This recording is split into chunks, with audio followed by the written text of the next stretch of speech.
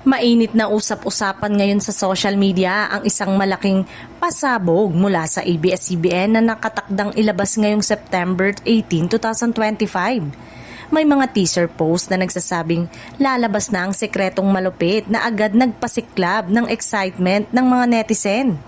Bagamat wala pang malinaw na kumpirmasyon kung ito ba ay isang bagong teleserye, reality show o isang major collaboration. Malinaw na target ng Kapamilya Network na maghatid ng matinding sorpresa sa kanilang manonood. Marami ang nanguhula na maaaring ito ang kaugnay ng isang bagong primetime teleserye na tampok ang malalaking pangalan sa industriya. May ilan namang nagsasabing posibleng ito ay digital project o partnership na magpapalakas palalo sa online presence ng ABS-CBN.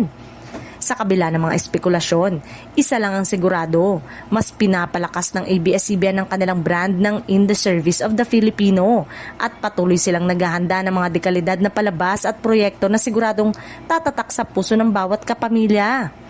Abangan ngayong September 18, 2025 kung ano nga ba ang sekretong malupit na ito. Isa na namang bagong kabanata sa entertainment world ang bubulaga sa lahat ng mga manonood.